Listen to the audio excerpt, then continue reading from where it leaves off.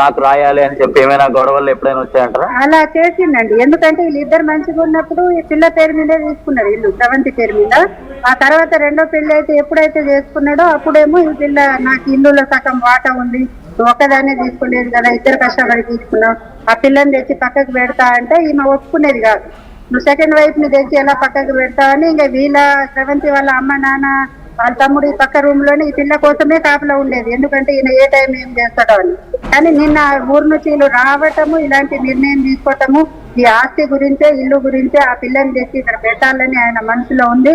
Psycho లాగా చేసేటోడు, ఆ పిల్ల మీద ఎప్పుడంటే అప్పుడు కొట్టేటోడు, ఎక్కడంటే అక్కడ కొట్టేటోడు. ఆ ముగ్గురు ఇద్దరు పిల్లలకు ఆమెకు సాగుకి ఆమె చచ్చింది అంటే నేను అనుకోవట్లేదు, ఈయనే చంపిండు అనేది మా నమ్మకం ఉంది.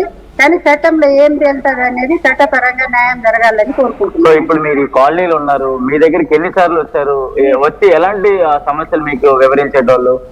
ఈ పిల్ల 10 సార్లు వచ్చిందండి, 1 year నుంచి ఒక 10 సార్లు నా దగ్గర వచ్చింది. వస్తే అక్క ఈయన రెండో పెళ్లి నన్ను ప్రేమించి చేసుకున్నాడు, ఇప్పుడు ఆ పిల్లని ప్రేమించి చేసుకున్నాడు, పోనీ ఆమెతోనే ఉంటే ఆమెతోనే ఉండని, సరే నాకు వచ్చి టార్చర్ పెట్టి ఈ కొట్టుడు ఈ దెబ్బలు ఈ తిట్లు నేను పడలేను ఆయనతోనే అని ఈమె అనేది. వాళ్ళిద్దరికి సంజాయించి 2-3 సార్లు నేను కలిపి ఆ తర్వాత కలిపిన 2 రోజుల తర్వాత మళ్ళీ ఇలాగే కొట్టి గొడవలు చేస్తా ఉంటే ఒక 2 సార్లు కంప్లైంట్ కూడా ఇచ్చింది. ఆమెతో నేను కూడా సిఎస్సి వెళ్ళటం జరిగింది, అక్కడ సిఐ గారి దగ్గర కల్పించినాం, మాట్లాడించినాం. అలా ఒక 2 రోజులు 3 రోజులు మళ్ళీ భయపడటం మళ్ళీ స్టార్ట్. సో రెండో పెళ్లి అనేది అంటున్నారు. సో రెండో పెళ్లి అధికారులు ఏమన్నారు, పోలీస్ అధికారులు ఏమన్నారు, ఊర్లో గ్రామస్తులు రెండో పెళ్లి చట్టరీత్యా నేరం. సో అలాంటిది రెండో పెళ్లి అంగీకారం పోలీసులు చేశారా, అక్కడ గ్రామస్తులు చేశారా? ఇది రెండో పెళ్లి అనేది వరంగల్లో చేసుకున్నాడు, ప్రవీణ్ వాళ్ళ అన్న వాళ్ళ వదిన వాళ్ళ అమ్మ నాన్న సపోర్ట్ చేసుకున్నాడు టెంపుల్లో. అక్కడ పిఎస్ లో వెళ్ళిండ్రు, అప్పుడు పెళ్లి అయినప్పుడు అక్కడ డైరెక్ట్ వీళ్ళు కూడా పిఎస్ వెళ్ళిపోయింది. ఈ పిల్ల అక్కడ కంప్లైంట్ ఇచ్చింది, అక్కడ దొరికినందుకు అక్కడ ఎఫ్ఐఆర్ అయితే ఆ మాట ఇక్కడ మన పిఎస్ లో చెప్తే ఆల్రెడీ ఎఫ్ఐఆర్ అయింది కదమ్మా, ఏదైనా ఉంటే అక్కడే చేయాలి, ఏమైనా గొడవలు విడాకులు తీసుకోకుండా రెండో పెళ్లి చేసుకోవడం, మరి ఈ విధంగా పోలీస్ అధికారులు అప్పుడే ఏమన్నారు, ఎంతవరకు ఎందుకు తీసుకొచ్చారు? ఇప్పుడు అలాగనే ఇప్పుడు చేసుకున్నాడు ఆయన, చేసుకునే దానికి ఇప్పుడు పోలీసు వాళ్ళైనా మనమైనా కాపలా ఉండలేమని చట్టపరంగా చట్టం దృష్టికి వెళ్ళినప్పుడు వాళ్ళు యాక్షన్ తీసుకున్నారు, ఎఫ్ఐఆర్ చేసిండ్రు, ఈయనని ఏదో బెదిరించిండ్రు చేసిండ్రు. కానీ ఆయన ఈయనక వచ్చి ఇక్కడ కూడా ఒక ఎఫ్ఐఆర్ అయింది ఆ పిల్ల మీద ఆయన మీద, ఇక్కడ వచ్చి స్రవంతి వాళ్ళ అమ్మ కొట్టినప్పుడు. ఆ తర్వాత ఈయన ఏం చేసిండు, ఇక ఎలాగో అలా ఈమెకి ఈ పిల్లకి వెనక గట్టి బలం లేదు, ఎలా అయినా బెదిరించి ఇల్లు నా స్వాధీనం చేసుకొని ఆ పిల్లని ఉంచాలనే గట్టి ప్రయత్నంతోనే ఆయన ఉన్నాడండి. అదే ప్రయత్నంతో ఈ పిల్లలు అడ్డము ఇది అనేసి ఆ పిల్లలకు చంపాలి ఆమె కావాలనే అంత తిరిగి అమ్మాయి కాదమ్మ, ఎందుకంటే రోడ్ సైడే అన్నం పెట్టి అమ్ముకొని బతికిన అమ్మాయి కావాలని ఏ రోజు కోరుకోదు. ఆమె దృష్టిలో ఏ రోజు ఆమె నోటి ఇంట మేము వినలేదు. కానీ సావుకి ఈయనే చంపేసి గేమ్ ఆడుతుండేమో అని నాకు డౌట్ ఉంది. కానీ అది చట్టంలో ఏం తెలుస్తుందో ఏది తేలిన ఆయన చంపిన ప్రశాంత్ ఒక్కసారి మీ లైన్ లో ఉండే ప్రయత్నం చేయండి. రెండో వివాహానికి సంబంధించిన విజువల్స్ ఆర్టీవీ చేతికి చిక్కే, ఆ విజువల్స్ ని చూపించే ప్రయత్నం చేద్దాం.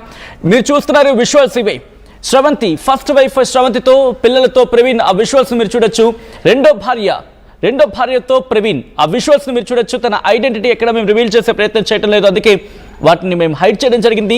రెండో భార్యతో రెండో పెళ్లి చేసుకున్నాడు అనేది ఇక్కడ క్లియర్ కట్గా అక్కడ వినిపిస్తోంది. ఆ ఊరి వాళ్ళు అంటే ఇన్ఫాక్ట్ కూకట్పల్లికి సంబంధించి అక్కడ ఉంటున్న వాళ్ళు కూడా అదే మాట చెప్పడం జరుగుతోంది. ఈ పంచాయతీ గురించి మా దగ్గరకు వచ్చింది, మేము మాట్లాడాం, వాళ్ళిద్దరి మధ్య ఆల్రెడీ వాళ్ళతో మాట్లాడే ప్రయత్నం చేసాం, వాళ్ళతో కమ్యూనికేషన్ కూడా జరిగింది.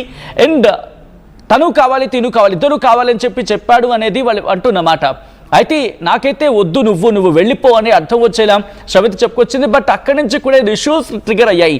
వీళ్ళిద్దరి మధ్య భార్యాభర్తల మధ్య రెండో భార్యతో ఉన్న విజువల్స్ చూడడం జరుగుతుంది. రెండో భార్య విషయంలో స్రవంతితో గొడవలు జరిగాయి అనేది వినిపించేమాట.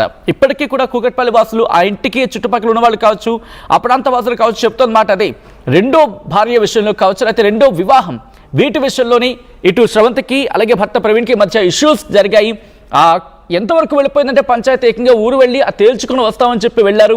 అయినప్పటికీ జరిగిన కొద్ది రోజుల వ్యవధిలోని ఇటువంటి ఘాతుకం జరగడం, ఇటువంటి దారుణం జరగడం అనేది పూర్తిగా కఠినమైన శిక్ష విధించాలి అని చెప్పి వాళ్ళు డిమాండ్ చేస్తున్నారు. అక్కడ కూకట్పల్లి వాసులు కూడా ఒకసారి నేరుగా కూకట్పల్లి వెళ్తున్నాను. కూకట్పల్లిలో స్రవంతి బలవన్ మరణానికి పాల్పడిన ఆ ఇంటి నుంచి లైవ్ అప్డేట్స్ అందించేందుకు అక్కడ వాళ్ళు ఏమంటున్నారు, మరి ముఖ్యంగా అక్కడ ఒక వ్యక్తి వీళ్ళిద్దరి మధ్య స్రవంతికి ప్రవీణ్కి మధ్య పంచాయతీ క్లియర్ చేసే ప్రయత్నం చేశారు. ఆ వ్యక్తి ఆర్టీవీతో ఎక్స్క్లూజివ్గా మాట్లాడుతున్నారు. ఇంతకీ ఆ వ్యక్తి ఏమంటున్నారు, ఎలా వచ్చింది తన దగ్గరికి, వీళ్ళిద్దరి ఇష్యూ ఎప్పుడు వచ్చింది, రెండో భార్య గురించి అంటే రెండో భార్యతో ప్రేమలో అంటే ఈ వ్యక్తితో రెండో వ్యక్తితో ఎప్పుడు ప్రేమలో పడ్డాడు, అసలు ఏం జరిగింది, డీటెయిల్గా ఇన్ఫర్మేషన్ అందించేందుకు ప్రశాంత్ ఆ వ్యక్తితో లైవ్లో సిద్ధంగా ఉన్నారు. ఒకసారి వెళ్ళి మాట్లాడే ప్రయత్నం చేద్దాం. ప్రశాంత్, ప్రస్తుతం రెండో భార్య గురించి కూకట్పల్లిలో మరి ముఖ్యంగా శ్రవంతి ఇంటి దగ్గర ఉన్న వాళ్ళు ఏమంటున్నారు, ఎందుకంటే మీరు వాళ్ళతో మాట్లాడడం జరిగింది, వాళ్ళు ఏమంటున్నారు?